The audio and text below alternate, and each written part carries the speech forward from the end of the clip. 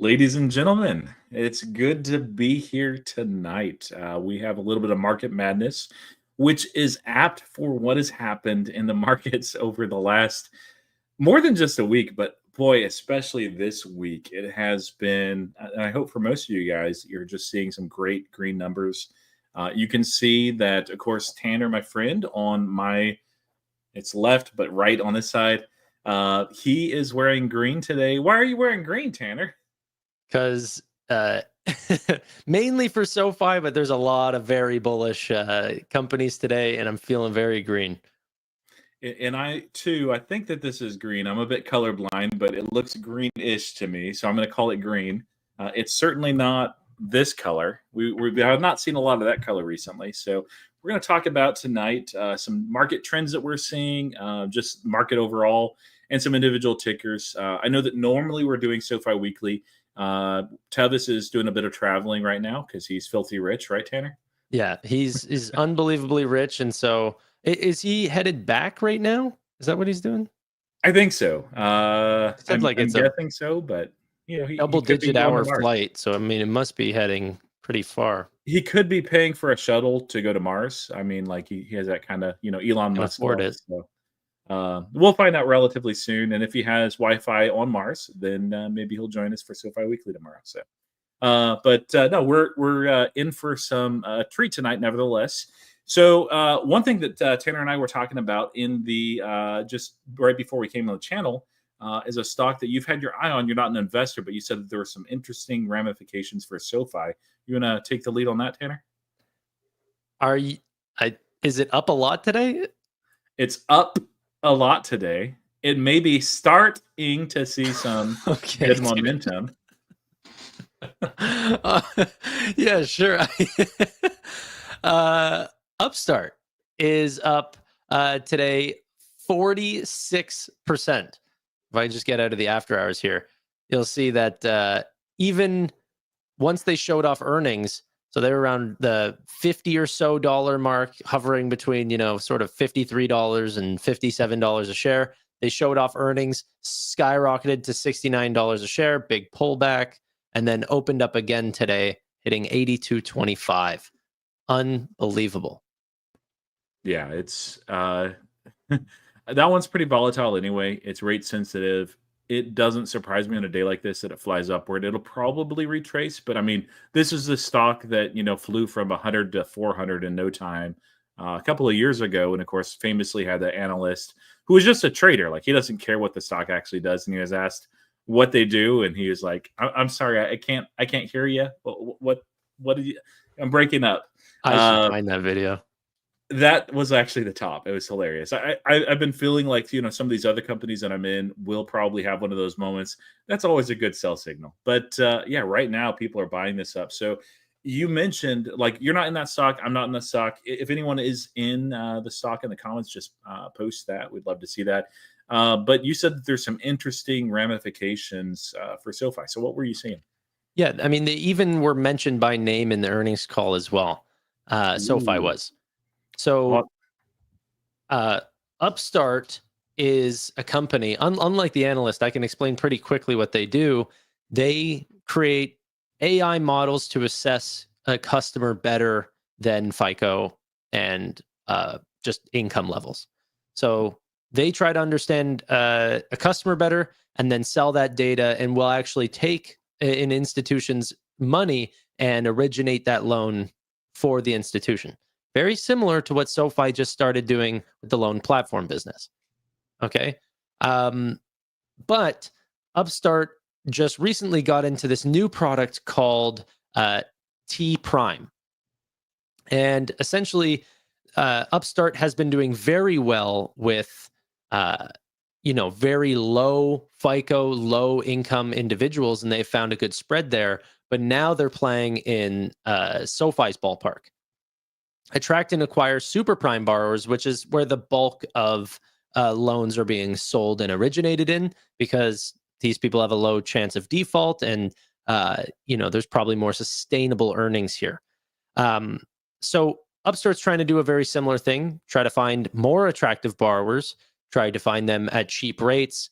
do instant verification. So they're trying to win out on some of the additional features rather than just beating them on pricing. They want to beat them out on, time to originate and stuff like this. So that's how they're starting to get into this market. And, a lot of analysts were asking, okay, you're getting into Prime Plus. SoFi dominates here. How do you guys compete? And, Upstart has essentially said, yeah, this is where it gets really competitive. The margins get a lot tighter, but we believe that we can play in this space. And they didn't really have an answer yet because they just ended up joining. Yeah. But it really goes to show you that the term AI is so overly used, especially from companies like Upstart. It's like Yes. the stuff that SoFi is doing is the exact same. They bring on a heck ton of data scientists to try to find out how to better understand a borrower than just FICO and average income. They use a company called Nova Credit to help get a lot of cash flow information, and then sort of start the underwriting process from there. And So announced an extension on that too a couple of weeks ago. So that's an important distinction. exactly. So it'll be very interesting to see sort of how they improve in their underwriting going forward now that they use Nova Credit's newest product, Cash Atlas. But yeah, so Upstart is skyrocketing on the idea that they said, hey, macro for lending is so good right now, and we are going out of the sort of tighten the belt mode, and we're going right back into, growth mode. This is SoFi's business. This means growth for SoFi. So people are sort of, putting the pieces together and saying, hey, if Upstart can go up 46% on the idea that they're going to be originating more loans than usual, what's stopping SoFi? I mean, SoFi's first quarter of the loan platform business did the high majority of what Upstart just did in their Q3, and they've been doing this for years. So that said, I think SoFi has a long runway. This isn't SoFi Weekly, but we'll talk a little bit about it. Next year, based on quarter three results, I was thinking this before, and quarter three confirmed it for me that I think that they'll hit 25 next year. I thought they'd hit 20 this year, and I thought I was way wrong. I mean, they still could. It's crazy what's happening over this the last month. It's risen 50%. I really don't think it'll hit 20 by the end of the year, though. But no, they have fantastic tailwinds, and it's not just all in the lending sector, but that's really the biggest shift is when you deliberately don't really grow a product for a time, just out of caution, and then you're able to lend in a much better environment and sell those loans. It's a phenomenal combination. And people like it's still SoFi is a great opportunity. I didn't want to take profits on it. I did sell some covered calls, and I was like, you know what? I'm going to be okay if these are called away. And actually, I bought back some of those too because I'm like, oh, actually, never mind. But I let 2 get away. I guess I'll find out on Monday if they actually do get away. So just 200 shares are gone. Took some profits. It's okay to bank some profits. It might come back down as well. But I think that there's a long runway. And this is one of just a few names that I'm still looking at the market. The way it's ripping, a lot of the names that are in my portfolio, I'm like, I'm good with what I got here at these prices. SoFi is one of those, I know it's a lot higher than when it was in the 7s. It's still attractive to me. I'm not looking to add anytime soon, but I don't want to sell. So I took a little gains because I was forced to. That can be healthy. What about you? You taking some off the table, Tanner? Taking nothing off the table. I don't think anyone expected anything less from me. I'm just going to hold. Diamond hand, right? Yeah. Okay, so we'll talk some broader market stuff too, but I know you're not holding Upstart. What out of your portfolio was your biggest gainer this week? Or if you're not sure, just say what you think it might be. Yeah, I mean, it's probably NVIDIA, just because of the percentage of my portfolio, but well, I mean by percent. I don't know what it would be. I'm not sure, How actually. about I show you mine then, and I bet you can probably guess. This is my show. So, hey, they had earnings this week. Palantir did. They always tend to report earnings on significant macro weeks. They just do. It's crazy. And usually I'm very nervous for it. I'm usually not too nervous for it. This time I was actually nervous. They're going in, I think it was around $42. We can see, yeah, 41.76. Actually sold some covered calls at 55 and also at 59. Yeah, those had to be rolled. But I mean, if you look at this, it's up 42.17%, actually a little higher than that in the after hours as well. Yeah, this thing is ripping. And it's not just, it's a combination of several things. Like one is they reaccelerated, like I was telling you and Tevis, a year ago when you're like, hey, 13% growth, this is terrible. I'm like, yes, but you see this whole strategy has changed. It's clear that the acceleration is there. And they've done it. 30% year over year revenue growth. Now, should it be more at these multiples? Absolutely. But I mean, it's a business to business product, so they can only accelerate so fast. But that great results, beat expectations all across the board, including raised guidance. Then they announced a $1 billion contract with the Navy this week. Not an extension, just a straight up contract. They announced a contract extension with Windays. They announced a partnership, I believe, with UPS, and there was a couple of smaller contracts as well. And it just, people are coming out of the woodworks to partner with Palantir. And it's just so much news that it's hard to keep up with. Like if this is my only stock, just keeping up with the news from this thing would be kind of incredible. And I know there's a lot of AI names out there and a lot of people saying AI, like this one's legit. Now, as far as the price, if it keeps running like it is, I'm probably going to let some, not all, but some of those covered calls be called away and take some profits. But it's one of those, like, it's the downside of the covered calls, but it's kind of good because I'm terrible unless it's just options and I have to take profit in taking profit. Like it's something I'm weak at. That's part of the reason why I do the covered calls. So, but I don't want to yet, certainly not this year. But early next year, like if it's in the 60s or 70s, and like with this market, who knows, like it could go up to 100. Like it'd just be like, is it justified? No, but if it goes to 100, I'll short it. It's like, it's crazy where this price is at. I mean, no offense to Palantir, but in the short term, like it would not surprise me, for the whole market, because the market has been pumping just to take a cool off and a healthy pullback. And if Palantir is caught up in that, it could fall back into the 40s, and that wouldn't shock me. That wouldn't bother me. I think it's fairly justified with what they're doing, even though if you look at the multiples, you'd be like, oh, no way. To be mid 40s right now with what they have coming, with what they're doing right now, with who their partners are, and indication of very large future clients, like that are, I guess, technically not clients because they haven't seen revenue, but are in the pipeline. The pipeline is, I won't say exactly how, it's not like insider knowledge or anything, but there is a way. And the OGs, like in Palantir, that knew of Palantir a couple of years ago, they kind of know about this. You can look and see who is playing around with Palantir technology. And there are, I'll just say, there's one of the largest companies in America is in that. And many of these, I would say most of these actually in the last year have become real partnerships. So, yeah, I would be careful about shorting it, even at $100. You might be right, but like honestly, this is the NVIDIA of software AI. It's actually outperformed NVIDIA year to date. It's the second highest performing stock in the S&P 500. Fully justified just based on current numbers right now? No, but like I was telling you, the acceleration is clearly there. So be careful. NVIDIA has grown at triple digits, and we're giving this multiple, which people are calling the NVIDIA of software, that is growing at 30%. It's mind-blowing to me. Like it can go to 100. Like that's the conversation now, is it's going to 100. It's like, I get a premium, like a premium valuation. CrowdStrike has a premium valuation. CrowdStrike's premium makes it look like a very cheap company compared to Palantir. Like I'm getting blown away now. To be fair, CrowdStrike has had a lot of issues, and their valuation is nowhere near as stretch as it was at CrowdStrike's peak. Actually, if you compare the price to sales of Palantir to CrowdStrike in that area, it still has a ways to run.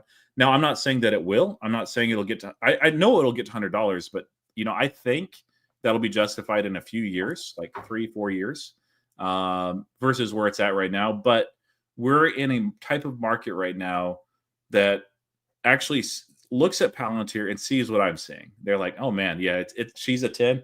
Absolutely, she's a 10. It may be. I think it's getting a little bit ahead of itself. That's one of the reasons why, even though I did not think that I would sell any shares, and I haven't yet, I'm comfortable getting some covered calls called away, just because it has run up so much. I know where it's going in the next 10 years, and it's a phenomenal company. But there is a point when you're like, maybe I'll just take a little bit off the table and de-risk. So that will probably happen, like if it keeps running like this in January. So take off probably about 30% of my remaining position. So not a small amount. Yeah, that'll more than cover my initial outlay. Average is like, net average with covered calls is in the sixes. So I mean, like, that gives you an idea. It's a 10x. T-Bill said he bought more SoFi and Palantir today. Honestly, I was thinking in the 20s, I'm like, I could add some more Palantir here. In the 30s, I'm like, and I saw people buying it. I'm like, oh, these people are going to be hurt. And now it's like doubled. So I don't know, man. The one thing to keep in mind too, when you're buying stocks like this that have run up so much, is think about your goals. If you're a trader and you just care about momentum, this is probably the place to be, honestly. Day trading or swing trading, I don't know. You do you. I don't not really in that world. Or if you're like a super long term, just buy it and forget that you own it and look back in 10 years. I don't think it's a bad time to buy Palantir. If you need returns in the next, 2 or 3 years, be careful with that, man. If I didn't own any of it, I don't even know if I'd be buying it right here. In the 40s, yes, no problem with that. If I own no Palantir at all, but man, it's almost 60. Would you rather buy problem to have, though? Palantir or SoFi here? Pardon? SoFi? You'd rather buy SoFi here? Yes. Yeah, I'll say that. Yeah. Usually as far as returns, I'm looking. Palantir I want to own longer than this, but I'm looking at like 5 years out. Where do I think this company is going to be 5 years? Because that's easier to tell than 10 years. 10 years, companies, countries, the world can change so much in 10 years. Like, for the next 4, we know who's going to be the president of the United States. So we kind of know what the policies will be like. We have a guess as far as reaction from all the Trump stuff, like what the world might be like, and some of the pressures that the world might face.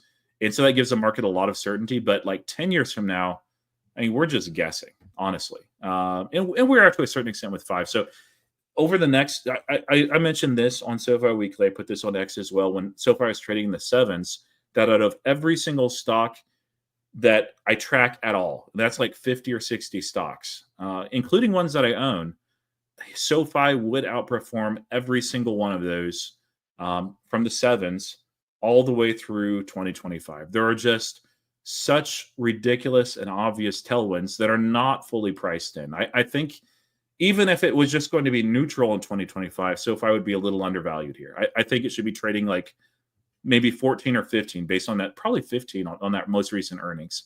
Like they really just had a great earnings, and the acceleration is very, very clear. The one thing that's not is a tech platform. There's hints, but there have been hints for a while. If we don't see that in 2025, I'll probably think of SoFi as like a really great trade that I maybe bring down to like 2 or 3% in my portfolio as far as a long-term position. But I mean, we just have to see. We have to give it time. At that point, it would have been 2.5, 3 years. I'll be like, okay, yeah, tech platform. It's just a minor, nice extra piece for SoFi, and it is a nice piece. But what's so funny is like the growth rates of the tech platform.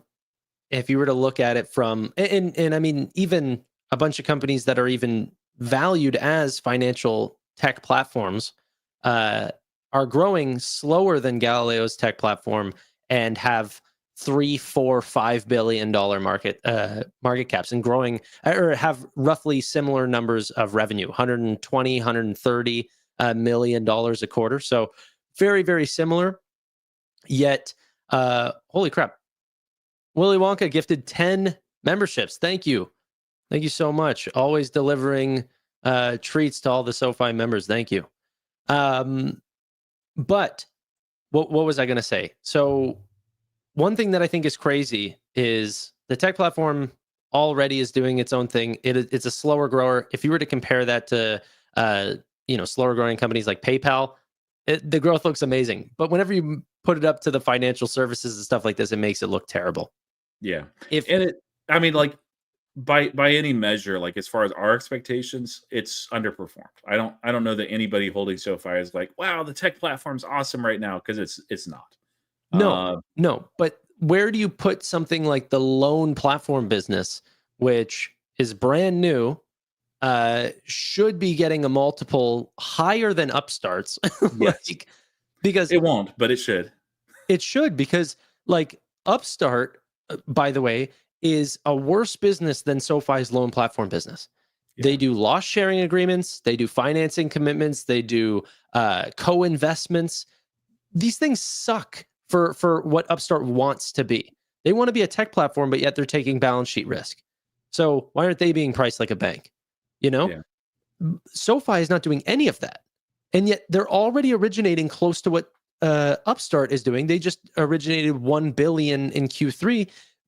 Upstart last quarter did like 1.1 billion or 1.2 billion. Like at its highest, Upstart went from 1 billion to 2 billion to 3 billion to 4 billion. Like it's 4 straight quarters of origination. So doubling, extra 50%, then extra 33% on top of that. And then that brought them up to $400 a share. SoFi can do that. They have more members than Upstart has ever had, and they'll use that money to acquire more members. I think that we're really going to be in a place where we could see a million new members, potentially on a consistent basis. I think that's certainly possible. I'm thinking that it is going to be in quarter 4 as well. Like I predicted that at some point this year that they'd hit a million. If they don't, like 900,000, fine. I'm not going to be like upset with that at all. But no, they have just so much going for them even now that I'm very happy to continue to hold those. And the funny thing is, like the way my portfolio is constructed, I have like an individual account that's mostly Palantir, like it's more than half Palantir. I have a Roth, which used to be my smallest out of all my positions. I have an IRA, and then which I use do some of the wheeling in, and then I have an account on Webull as well. And that's it's not too big. It's like 50,000. But with the Roth, like it's fun because it's actually overtaken the Willing account, just because SoFi is super concentrated in it, and also some on Webull. I got some in my other accounts too, but it's like half of my Roth just because it was so small, and most of those are options. The actual stock of SoFi I put in other accounts because I don't mind holding that long term. Although buy those 200 shares. So yeah, just from the way to SoFi, can it retrace? It absolutely can, but it's been a crazy week. So what? Let's talk about market reaction overall, rather than just focusing on individual names. Did the outcome of this election, as far as it relates, not so much to who is elected, but well, I guess like first, let's start there. You're a Canadian citizen, so you're not supposed to vote the United States, and hopefully you didn't. But I mean, who knows these days? But I was thinking that whether Trump won or whether Kamala Harris won, that it would be a long, drawn-out affair, relatively close. They'd still be counting at this point. Probably there'd be courtroom battles, and the market hates that kind of thing. It hates uncertainty. I even took some gainers off the table. I took some of my last remaining Robinhood options. That's a mistake, sadly, but I took some of those off the table. I did buy some stocks, so it ended up still pretty good. But I figured I'd just de-risk just a little bit, not much. And I think a lot of people did that. How quickly the election was resolved, did that take you by surprise at all, or did you not really even think about that? I didn't give it too much thought into how much it surprised me. Like I am a Canadian citizen, so I follow, but from the sidelines. I think the way that it came out from a capital market perspective, I was fine with. Like a lot of the actual like policies that you guys have to potentially deal with is not something that affects me, Oh but yeah, the corporate tax rates and a lot of the benefits to the financial markets in terms of a little bit less potential regulation risk and these sort of things are definitely positive for stocks. Similarly to the way that Anthony Noto looks at it, that for his business and for the economy, he was hoping for a Republican administration. It definitely doesn't harm me that that was the case. So, yeah, I'm happy with the way that it came out, but in terms of the actual timing and everything like this, I didn't follow it as closely to be like, oh wow, that one swing state went this way versus that way. I don't care. Yeah. Yeah, you're not an American yet. One day we'll Yeah, get you there. I'm hoping. Well, actually, I'm not going to get into Canadian politics, but we have our own problems, and I hope that we address that soon. But yeah, as far as the market reaction now, did that surprise you as a result of the election? Like took me. Thankfully, I'm mostly invested in. I have some cash, but like most of it's been deployed at this point. But this took me completely by surprise. Hence, some of my covered calls getting absolutely obliterated. And I'm like, okay. So, what about you? Was this like, oh yeah, this is expected, or what do you think about the reaction? Yeah, I don't think that I think some people are looking at this and being like, "Oh, this is overly euphoric." I don't think so. I don't think so. I think uh, markets are pricing in a certain level of growth over time, and then now they see more growth. So valuations might look in the short term extended, but if those policies come to fruition, that it might be similarly fair valued as what it was before. So no, I think that there will probably be a lot of more pricing in to potentially do. Um, yeah, bull markets are very long, and I think people get caught up in uh, transitional times like this, and they go, "Oh, well, I'm going to wait to get in," and they can spend years on this idea that there's this large drawback when most of the time the correction that you're actually looking for might not even bring you back to where you were going to hop in the first place. And so this is why DCAing is probably the best in that times like this, some people think is euphoric and stupid, and other times people just have to enjoy what's happening in capital markets, and that bull markets are a lot of fun and a lot of people are making money. Yeah, I think it's a lot of the move, and maybe not every name, like 40% and Upstart with those earnings. I don't know.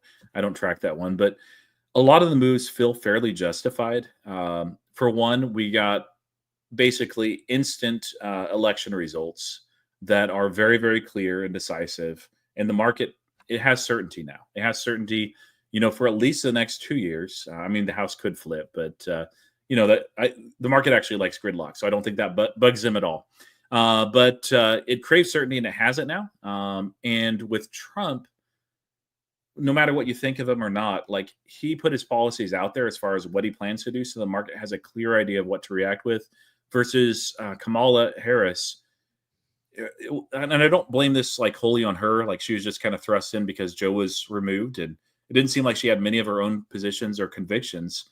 But it seemed like every single week there was changes and tweaks, and so I think had she won by a landslide, I don't think we'd have the same kind of boost. Partly because of that. Now the other thing that I see too.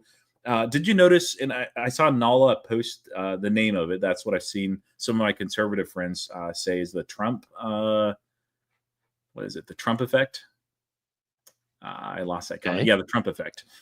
Did you see the reaction of some of the other areas around the world where there's global conflict and issues? I saw some of it, but I don't like the way that where this conversation is going. I'm not going to have a lot of input in. So yeah, this won't be politics, but I'm just saying over the last 4 years, well, I'd say more like 3 years, we've had the Russian-Ukraine war. We've had now the Israel-Hamas conflict, and that's gone on further, and I think longer than most have expected for both of those. We have Houthis, I believe I'm saying it right, down in Yemen, basically shutting off a lot of the Red Sea. We've had pressure from Putin on, like, as far as BRICS on the U.S. dollar. Every single one of those, there's been a headline in the news that's basically indicating that all those positions are softening and changing. So if as a result of Trump being elected, that the world becomes a calmer place, I know many expect the opposite, and it could well be the opposite. But if that's the case, like these headwinds that the market has been facing, although for some of it, it's been ignored. Normally do a little bit of blip here and there, but I mean, like it could bring in even further certainty and peace and calmness. And as a result, I think the markets will benefit from that. Now, one thing that I'm kind of curious about is, the impact of tariffs.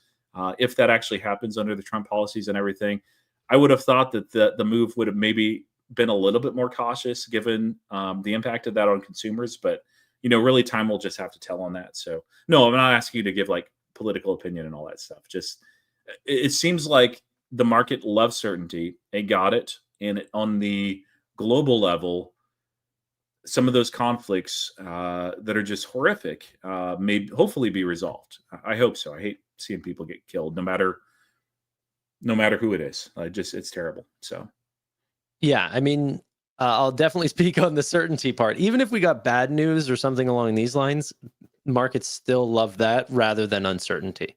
Like the list is good news is best, then bad news, then uncertainty. But any ideas or thoughts on Robinhood? yeah, I was going to ask you about that next. So let's pull up a chart and just show people what we're talking about. And they had some news this week. Let's share this here. In this, I'll do a 5-day. Thank you. Yeah, over 5 days, it's up about 30%. Started around 23 and some change. Of course, I sold some covered calls at like 27 or 28. And yes, I still have some shares. I still have some options. It was mildly annoying that it rolled up like immediately this much and throughout the week just continued to thrive. Robinhood, okay, where do we start? Let's talk about the election stuff as it relates to Robinhood, because it very much does. They have a new product, futures contracts, that they launched not even 2 weeks ago, and so they allowed betting. Now, I thought maybe they'd get $1 million, maybe a little bit more off of that. How much did they get, Tanner? At least, probably just around five point something million. Just But I mean, not bad for 2 weeks. They said over 500 million contracts were signed. They get a penny per contract. Yeah. So how just over 500 million, we do not know. But yeah, incredible start. Incredible start. Especially whenever you look at like Kalshi and see how many contracts that they did on the election. Like, Robinhood took a huge percentage of what they could have done for being around for a couple days. It's nuts. Oh yeah. I mean, like the user interface, I didn't use it. I actually somehow closed it and I couldn't get it back. The last 2 days of the election, I was so annoyed at myself. I'm sure I could have, by contacting customer support, which has been very good. But no, like it just shocked me that how rapidly that was adopted. And the user interface, like I went all the way up to the point where if I hit one more button, it would have been a contract there. Did actually out of you don't have Robinhood, so I was going to ask you if you had access. I'm really curious if I'm guessing it was just U.S. markets, but I'm curious if those in the U.K. Were able to access that. I don't see why not, but yeah, I don't know. Like I don't think that'd be a large source of revenue. I know Polymarket does that sort of thing internationally too, but no, that was a shock. Now do you think this is the last futures contract? Come on. Of this year. Let me do of this year. Of this year. Wow. I could see them rolling it out and it wouldn't be a surprise to me. Because it's my understanding that they're using an extension of Interactive Brokers. Yeah, it's Forecast X, who, if you look on their website, we can maybe even pull that up. Have you looked at their website just to see what they offer? No. I thought they used a software called IBKRS.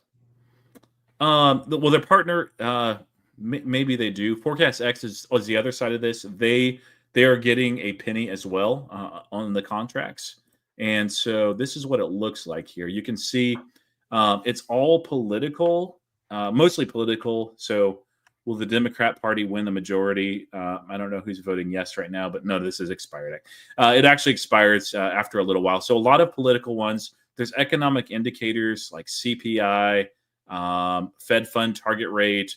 I saw some Singapore stuff, U.S. national debt, environment. So I could see stuff like Fed funds rate decision contracts coming out for, December, right? We have, 40 days until the next one.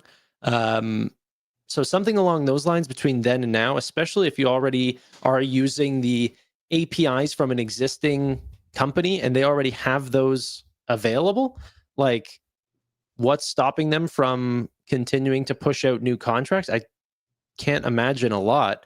But it's how fast that they want to roll it out. Yeah, I know a lot of these just, I mean, like open interest 20. Nobody cares about this. So I hope and I think that they'll do it, in a way that it'll just be those compelling things that people want to bet on. And I thought that they might pivot this towards sports betting. On that, there might be some additional regulation. I'm kind of curious. DraftKings didn't actually post a very good earnings. And as far as this partner that they have here, they don't do any of this sports betting. But I was thinking maybe the next major event, if they want to go the sports betting route, would be the Mike Tyson, Jake Paul event. I know at least a lot of people here in the States are interested in that one. So, yeah, I mean, there's so many ways to go with this. And the one thing that I really like is like Kalshi's doing this great and they offer so many different contracts, but essentially they're trying to create financial markets by setting pre-bound like decisions and only having a yes or a no on really extended contracts, which I just think is like something where if you're betting on the price of Bitcoin or Ethereum or something like this, is probably not your best outcome rather than just betting on those things. But what I love about Robinhood is that your money's already there.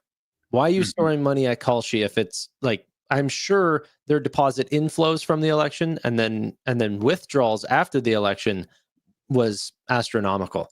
So what I love about Robinhood is it's all in the platform and you can take that between either, making money on the like just checking account product or cash management account, and then move it to stocks, potentially bet on an investment, bring it back, use it in your credit card, everything along these lines. I'd even love for SoFi to do this, but they're not going to. And I can almost guarantee that because it's got betting in the name and it's just not getting your money right. But for Robinhood, they are kind of taking a different mission statement, right? What you want to do with your money, they'll let you do with your money. You're an adult, you want to gamble it away, that's fine. So, I think that this will extend and expand much further. here's another one too. Of course, we heard a couple of weeks ago, I believe it's a New York Stock Exchange, not that is looking at doing near 24-hour markets in Robinhood's footsteps. And Robinhood, like especially with election night, they like the volumes have been really, really high. I saw several million shares trade on Tesla alone during election night. I can't remember what it is right now, but it was a few million at least. And yeah, they had 11 times their average overnight. They've been benefiting from that from China as well when there was interest in China because people wanted to get in that action before the market opened. And it's election night, like we just saw it. Like these stocks just kept. I was following the election coverage and I was following stocks, and it just kept ripping higher and higher and higher. And I was like, okay, not all of it's going on Robinhood, but there's a lot of it. The other really cool part of this is as products like this make the 24-hour markets more accessible, and of course, as there's more people trading, there's a little bit higher liquidity and less slippage.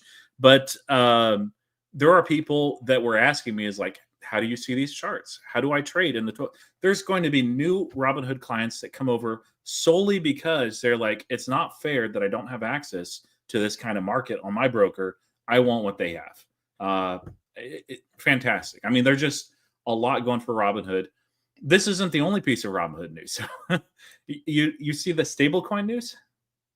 Yes, I did. I was wondering where you're going with that. Global dollar, baby. Yeah. Take the lead on this one, Tanner.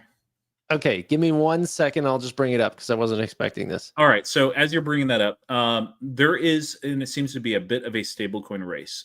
Circle, that's USDC, which is a very good stablecoin pegged to the US dollar, has been seen as the leader. Tether has actually had some headwinds just because they are very sketchy.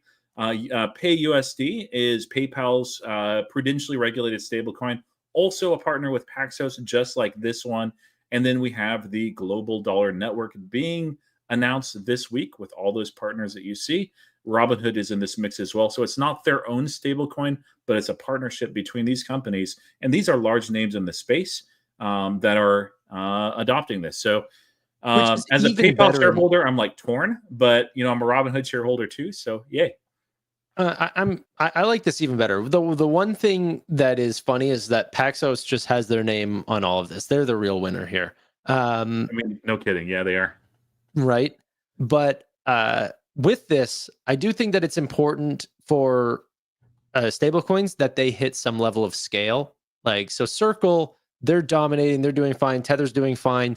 But in order to get big, it's hard for new players to come in, take advantage of these systems, but also not just hold another company's stablecoin or something along these lines. So Global Dollar is putting a little bit of the ownership back into the stablecoin network while still benefiting off of sort of transitioning from regular US dollars to being on blockchain, which can save you a lot of sort of transaction fees and these sort of things. Time to settlement, if you're sending money or something, it'd be instant. So but Paxos is the actual company that is facilitating all of this.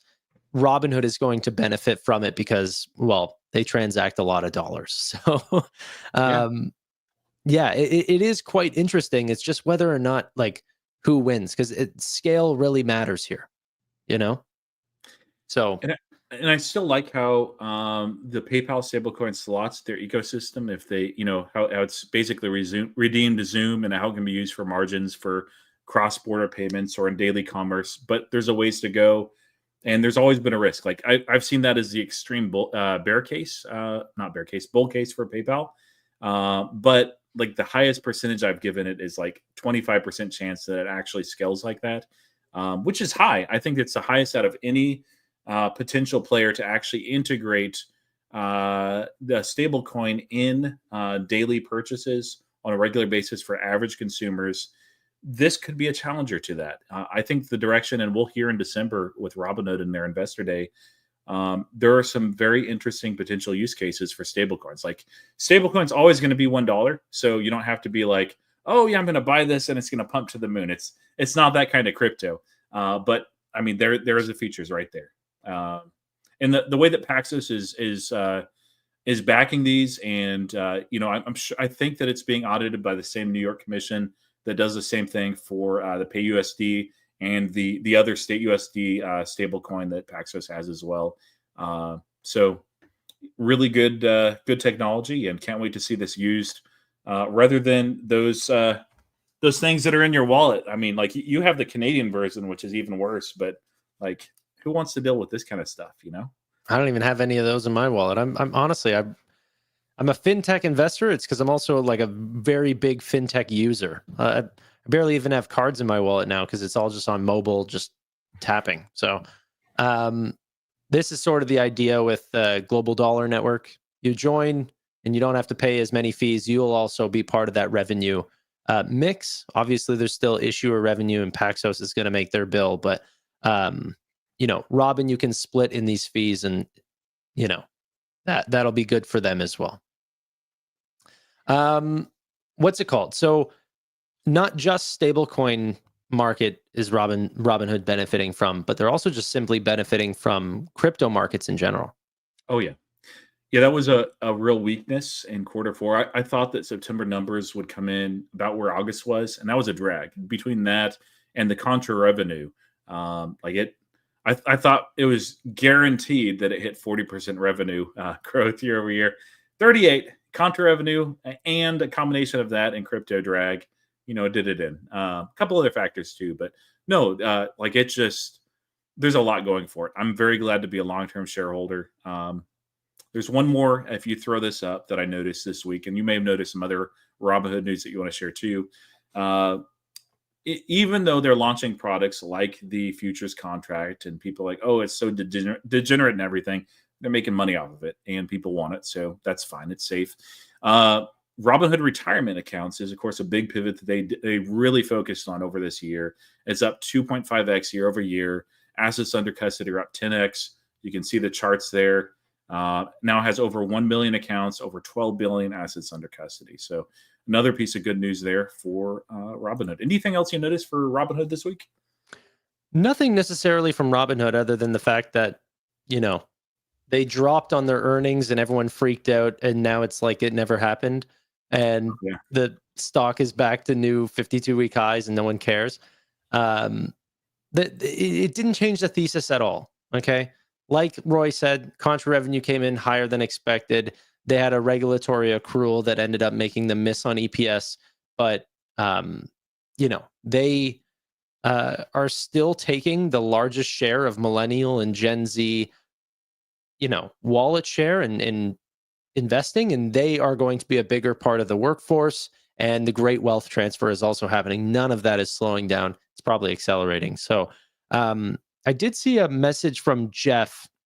However, I think you might see this in the chat. I wanted to talk about, but it's in regards to SoFi. Ooh, we already talked about that one. Too late now. So no, we'll talk about that real quick. Yeah, I see now my messages are not posting to Tanner's. It's because Tanner has censored me. No, not really. I have my own channel, so we're doing a co-stream. I don't know if there's a way for my comments to show on yours while doing this. That may I think you just click on the bubble and you click all. It says it's only posting to yours. Okay. Don't know where that is. Beside the post a comment on your name thing. Yeah. No? Nope. Have to try that some other time. But anyway, barbecue, send me a message on X. Maybe that's the case. And I'll be glad to send you that Tesla referral code. So I am seeing your guys' comments. I just can't reply for some reason. Jeff said, let's talk about SoFi hanging around 1454 for the 800 million in options they have. Do you want to talk about this? Do you have do you know what he's referring to and why he might be potentially mixed up? Because it's written in such a way that I'm getting lost in what he might think is the 2029 convertible note and cap call transaction. Yeah, I think that's what he's probably referring to. I mean, like, I suppose some of those wouldn't be convertible if SoFi was going to remain very low for a long time, but that's terrible for everybody, honestly. I don't think that full amount, like there's a limit. So they hedge against the potential gains. Like there's basically only so much people can gain from it based on the way that they hedge. There's only a certain amount that they can hedge against as well. So there is some dilution from the senior convertible note. It eliminated a lot of debt that SoFi has, but as a result, there will be some shares issued out. And ultimately, we as shareholders want the stock to rise. It likely will. Certainly, if nothing else, simply because Anthony Noto wills it to by midway point in 2026.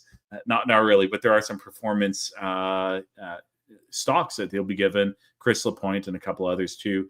No, like I don't think it is that full amount. Correct me if I'm wrong there, Tanner. Yeah, can I clarify some things? So, so there's a couple of numbers that are buzzing around, but we have to understand how this works. So, SoFi at $7 ended up writing covered notes on SoFi for $9. So already they were not going to see any dilution between $7 to $9.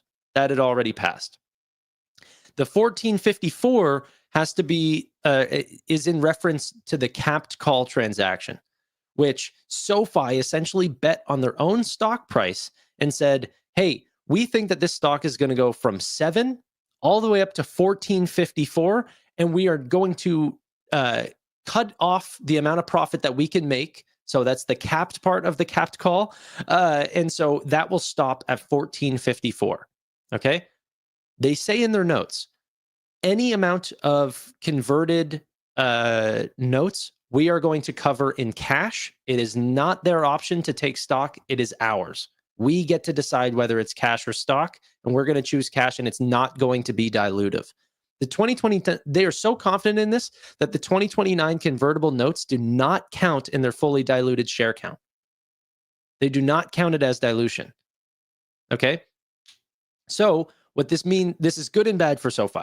One, once 1454 happens, SoFi is going to make the absolute maximum that they can make from their call that they had written on their own company, okay? Which is going to protect us from a lot of dilution or a lot of the cost of cash settling the convertible note, but not all of it, especially not if the stock continues to run. So after 1454, that convertible note becomes dilutive, okay? The problem or the resolution is that if it's above 1454, who's going to care about dilution? No one, because whenever they wrote it, it was 7. So are you really complaining after a double? No. But that being said, all the numbers are sort of mixed around. People get these these are two separate transactions that happened at the exact same time. So 800 million was the size of the deal. The 1454 is not their ability to convert at that price. That's just when that's when our call is at maximum profitability, if that makes any sense. Yeah, no, that's helpful. The senior convertible thing, like I never feel like I feel like I have a grasp of about 90% of it, and then 10% is just like lurking in the shadows. I'm like, so I never really feel like I'm fully confident in what I say about that. So, including like the day that it was announced, I was like, oh, I think I got this. It's like, no, I was completely wrong. Then 3 hours later, I was like, okay, I've got it now. Nope, completely wrong. So I had a re-education of it because the stock has just skyrocketed. So now it's coming back into conversation. So I've got a couple people in my pocket that I always reach out to be like, hey, what does this actually mean? It has helped me though. Like there's been a bunch of names over this year that have followed, and some that actually did it before SoFi as well, that issued their own senior convertible notes just because trying to get long-term debt at the certain in interest rate that they're at right now, like it's just very, very painful. So Noto guy, never heard of him. So yeah. So Vlad, see you in December, Vlad. Yeah. I still haven't booked my flight out, but I got to do that soon. Oh man, yeah, you got to do that. I don't know that we're supposed to say where it's at, but did you see the location? I did, and I got really excited. Yeah, I told Amit like we were doing a stream on that or something else, and I asked him, "Is like, hey, did you see where it's at?" And he's like, "No, is it somewhere special? Should I know this place?" Click on the picture, you will recognize it. So I'm gonna be on that picture. Yes, and we can say it's a very famous. It's in New York, so you guys can hypothesize, but I think some people from my chat are going to figure it out because I think I've told them that part of the story. If they put 2 and 2 together, that's fine. So I don't think it's like some great secret, but I'm excited. I'll be taking pictures, I'm sure, the whole time. So yeah, that'll be fun. What else have you been watching that has like stood out to you in this? Because it feels like to me, like, to take a step back with the market, we're not quite at like 2020, 2021, where it felt like it was an everything up rally, but it feels like one of those could be coming like over the next 2 years. Not like this week. This week will not happen every week. It's probably going to be the best week. I mean, it could be the best week in the market for like the next couple of years. I'm sure we'll get a pullback at some point, but man, things are just looking so good right now. But anything else that stood out to you other than just this general wave of stocks moving forward and everything being nicely green, other than just a few names? It honestly just seems like delayed from where I thought that it should have already happened. I've been saying like for years now, we are going to be in the roaring 20s. And now you're starting to see this sort of phrase come back. I'm seeing people use that again. And I'm like, yeah, that like, it's so funny whenever these trends start getting created and people talk about AI and then we sort of settle with that. And then everyone forgets, like, I don't know, like the building never stopped. It's the same thing with like crypto and everything. It's like people focus so much on the price, they don't think about the actual technological changes that these sort of things have. And this is also why I still give a lot of credit to people like Cathie Wood, is because she's honestly so optimistic, but never forgets the end goal. She trades like shit. I'm sorry, Cathie. Like you don't even bet on what you believe in. But the big ideas thing is happening. Like we are seeing more technological advancements than any time ever in history. And then people think that that's not going to be followed by some of the greatest bull markets. It's like, it absolutely will. I don't know how that's a hard or controversial thing to bet on, but some people think that it is. And yeah. Yeah, that's one of the best things about holding Palantir is, it's not the only AI company out there. So don't think for a second I'm saying this, but they do a really good job of telling the story of the impact the AI is having on their individual on their company, yes, but on their partners. And I think there's a lot of companies out there that struggle for that. Part of the reason is some of them are just still trying to figure out how to have that ROI on the AI that's implemented, and they're trying to do it with technology that's not as good as Palantir. Others just struggle with the storytelling. They struggle with the narrative aspect. Even though the technology is there, the results are there, they just don't have that down. And there are some that do a great job of pushing this narrative through. This is one of those slides from their earnings, and they've had something like this the last few quarters. There's one other slide I'll show you from this too. And at every AIP con that they have, and it wouldn't shock me if they have another one before the end of the year. They might have even announced it this week, and I missed it with all the other announcements. They have their clients come out. They invite them to come out. They don't pay them anything, and they love telling this story of the impact that Palantir Technology has had on their company. So, we have here Associated Materials implemented over 10 business use cases in just 9 months with Palantir, increasing on time in full delivery rates from 40% to 90%. Trinity Rail built an AIP inventory workflow in 3 months that generated $30 million in savings and improved operating margins. Here, this is Tampa General Hospitals. They've been a partner for a little while. They actually announced a major extension at the previous AIP con, not the most recent, but the one before earlier this year. And this is probably the second fastest growing vector that Palantir's in, is in the healthcare industry. We're getting patients home faster to their families and back to their lives. We've reduced the length of stay in the hospital by 15% for patients with sepsis. So this is not only good because it saves the patient money, it also frees up a bed for the hospital, and it reduces, the risk of being infected or developing sepsis in the hospital. So it's great for everybody. We see a 100% FTE efficiency over this. We've seen an increase in our overturn rate that we expect to result in $13 million in revenue. That's Jody Cohen, Dan Klein of Aramark. Within 9 months, automated product classifications for 99% of mill data elements, driving significant time savings and enabling deep analysis. And finally, Nebraska Medicine, another healthcare. They have a lot of partners in this industry. Nebraska Medicine has seen a 2,000% increase in discharge lounge utilization, freeing up beds earlier for patients and decreasing time from discharge order. One other thing that I'll show on that, and they show like the military impact and everything too. It's right here. The acceleration. And this is really because of the change in their strategy, but also the adaptability of that technology that is backending this. Is, it used to be that they would have these incredibly long sell cycles, and they'd have, of course, the 4 deployed engineers go out, and these would typically run over a year, maybe a couple of years, and may not actually result in a partnership. They still do that, but they have a lot of these through boot camps. And so this is a bottled water manufacturer that they don't name, 50 days to a 7-figure ACV deal. And it just shows that the enterprise-wide contract is in discussion. So net dollar retention has increased to 118%, and it probably will continue to accelerate based on remarks, based on contract expansions like Wendy's that happened this week, which is, I think, the third largest co-op in the United States as far as ordering food. Another healthcare provider, you see that. I won't read that off, in agriculture as well. I actually was very pleasantly surprised with the hyperscalers. They normally do a pretty good job of kind of selling the market on the AI technology, and note the impact that it's made in partnerships. I was afraid that this quarter that there would be the beginnings of an AI fatigue wave where people, you've seen some of it, where people are like, when are the results actually going to hit? There's been this huge expense in the H100s and all this other technology and energy and R&D, and we just haven't seen the ROI yet. Well, we've seen some of the first fruits of that, certainly with Palantir, but with some of the hyperscalers and others that are implementing AI technology. But no, this, like you, Tevis, and I talked about this more than a year ago. We called it the new Roaring 20s for a reason.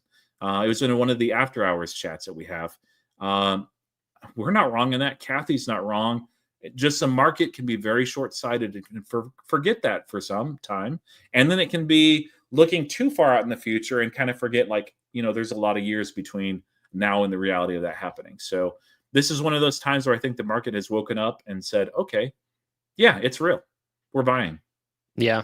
Yeah. And it's only going to continue. Well, it is a big balance, in my opinion, between, all the bullish growth that can happen, but then how much, y- you know, uh, like correction is there going to be in terms of companies like Klarna saying, "Hey, we can get rid of half of our workforce by doing this with AI."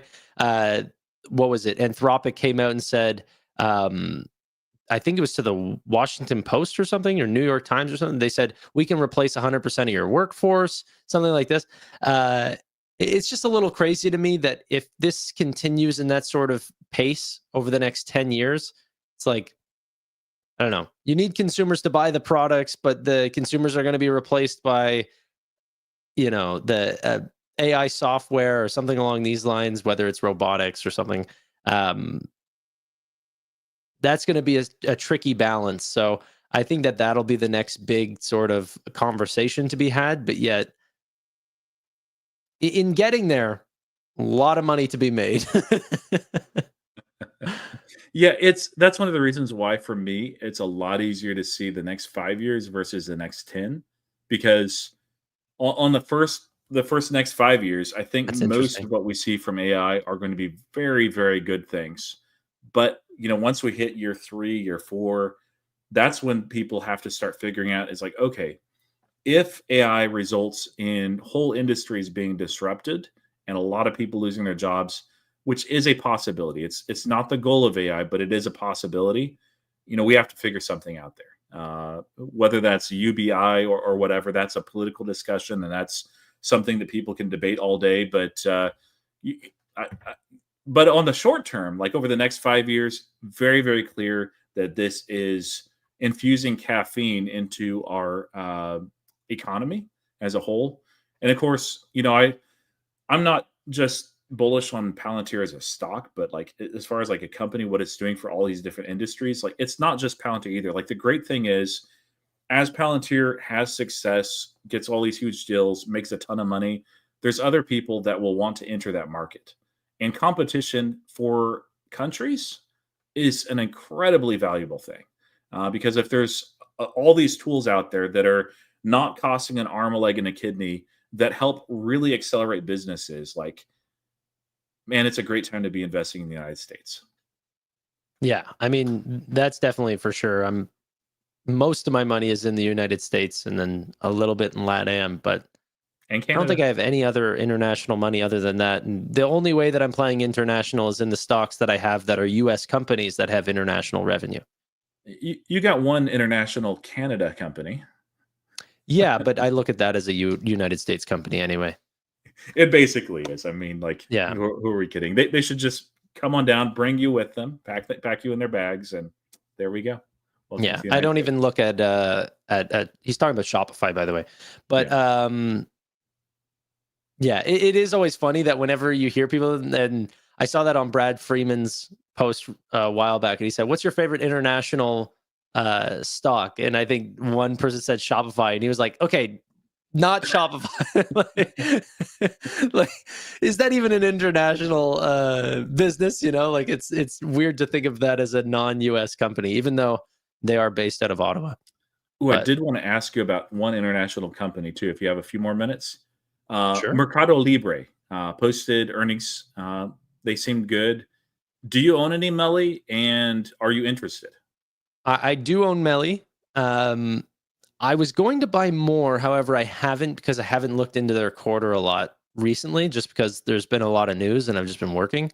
Um, but yeah, I mean, from what I saw in a quick glance, is that they had some credit problems, and people are not excited about the lowering of their net interest margin on their loans that they have. But a lot of this is also a shift, similar like Nubank. They're shifting the type of credit that they have, bringing down their overall net interest margin, but a lot of that is because they're just looking for more volume, which exploded this quarter.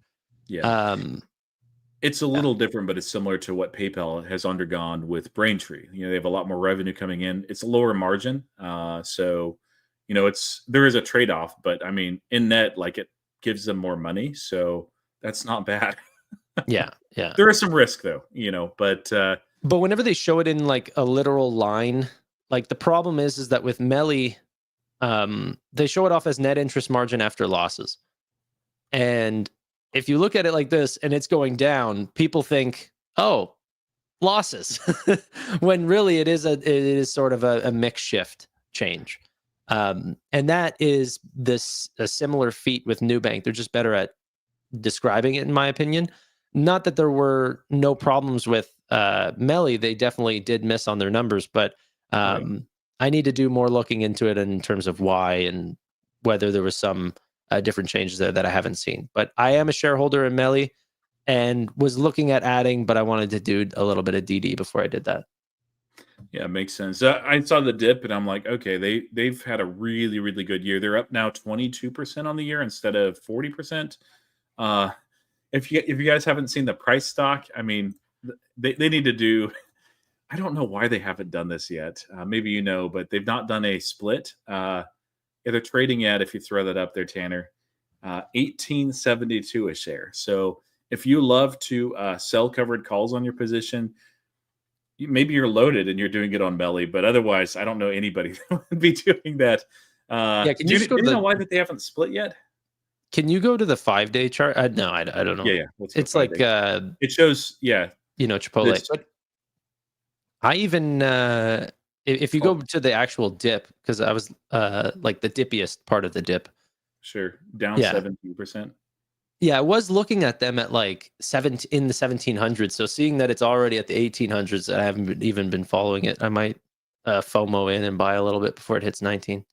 Oh, yeah, and that's a good thing to maybe, like, end on, is it's been a while other than individual names that I feel like, 'cause, a lot of this rally last year was heavily concentrated in, the hyperscalers, some large tech, and, Palantir, and this year, it's, somewhat been them. Palantir, certainly. NVIDIA has just, like, been killing it like always, and, it's broadened out a little bit, but now it feels like, I mean, we may be off to the races at some point over like the next, 3, 6, 9, 12 months. And so some of you guys, this might be your like first time in, if this happens, like an everything up type of rally, be very careful of FOMO. FOMO is a real thing.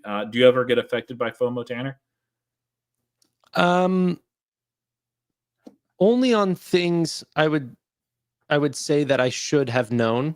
I get kind of beaten down. Like if a stock runs up, like I can't think of an example. Like I guess Hims, for example, but I'm not really following the company or Palantir, especially. I don't see FOMO. I don't get FOMO because I couldn't Yeah. see it. Whenever I see a play and I was contemplating and I had done the due diligence and then it runs up and I didn't buy, that is whenever I kick myself. But do I follow in like a scared person?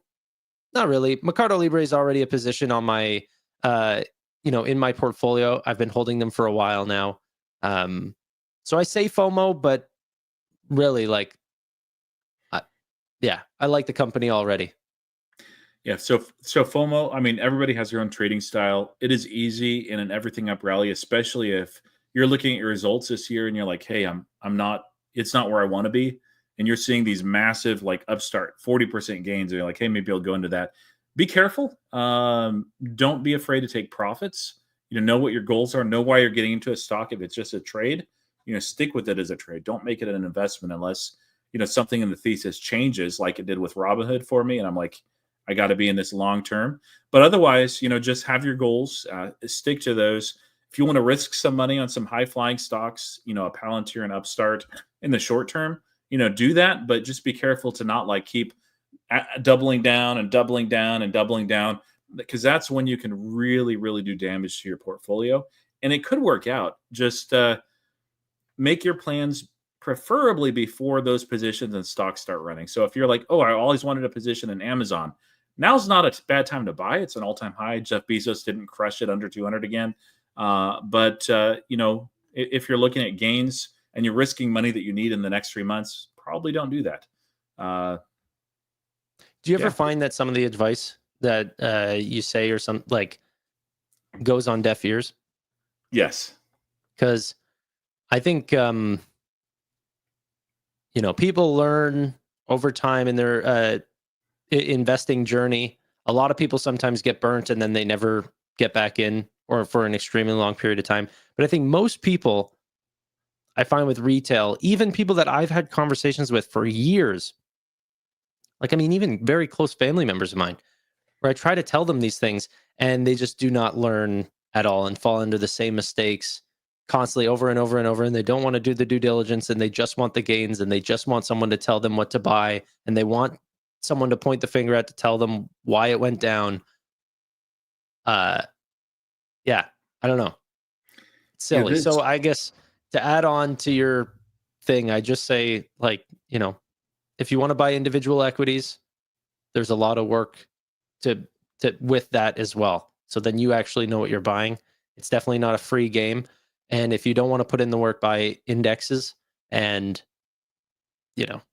just relax. Yeah, I was at my previous employment. This was, like 2 years ago. There was a lot of people, actually younger than you, as their first real job. I was training them and everything. We'd have meetings, and it's like, before we begin, let me just encourage you guys to take advantage of the matching as far as retirement, and be investing in index funds. If you don't know what you're doing, just do that. That's the only thing you could do through the matching. And I was telling him, I was like, look, the stock market has been down for a while. It's going to probably post a new all-time high in the next 3 to 6 months. And it did. It's been a lot higher since then. And I know for a fact that some of those folks actually listen to me and thank me. And they're like, hey, I had no idea the stock market was doing that. A lot of them, in one ear and out the other. I'm 20 something. Like, I need the extra money right now. If they had done that, like, they'd be up so much right now. And if this feels very much like 2020 to me, where maybe not quite there, and we don't have the free money, the liquidity, and it's a different environment. But as far as where we are in the market, that this bull run still feels very early. These can last like 5, 6, 7, 8 years. I don't know that it'll last that long. Maybe we have 6 more months. Who knows? But it feels like 2020 in that there's so many people that are on the sidelines, not as far as like leaving money in the money market and the big players. They're aware of what's going on, but average everyday people that have no idea that the stock market is putting an all-time high after all-time high again and again. They're missing out on all these rallies. They might see like, oh, Bitcoin hit a new all-time high. That's cool. But they're not at the point yet where many of them have come into the market. There are a few new folks, but a lot of them have not. Usually when they start coming in, that's when we get towards the end stage of that bull market rally. Not always, but usually we have 6 to 12 months left at that point.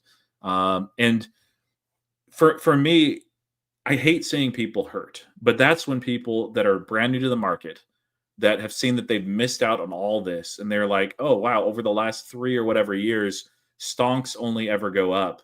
And so they just throw money in some names that they maybe recognize that have flown up a lot. And they're like, it's up a lot, it must keep going up. You can make out with some money, but you got to be careful. So put in the work, figure out your investment style, figure out your goals. Only risk money that you're comfortable actually losing, because we never know when a bull market's going to end. It always, it takes everybody by surprise. I mean, so few people always see it, but most of us are like, nope, wall of worry, bull market just keeps going up. One of these days it'll end. So just don't get hurt. Make your goals and enjoy. Long SoFi. Oh, maybe different discussion. Long markets, long term Really. investing. Long U.S. economy. Like, if you don't know what you're doing, you want to invest. It's money that you can afford to not have over the next 5 years. Just put it in S&P 500 or NASDAQ. I'm a Russell 2K if that's your thing too. That'd be fine. And it's invested in America. The American economy is going to be very good. And honestly, it's not just because of Trump. If Ms. Harris was elected, American economy would be very good. It would still be a place I'd want to be. So it doesn't matter if it's a Democrat or Republican. I mean, it does, but the results are almost identical. I've looked at some studies. it doesn't make much of a difference. You want to be long in innovation. You want to be long in the strongest economy in the world. That's where we are right now. So yeah, enjoy. This may be your show, Roy, but this is my outro. Ladies and gentlemen, thank you all so much for watching. Really do appreciate your time. But buy index funds for now, maybe. for now.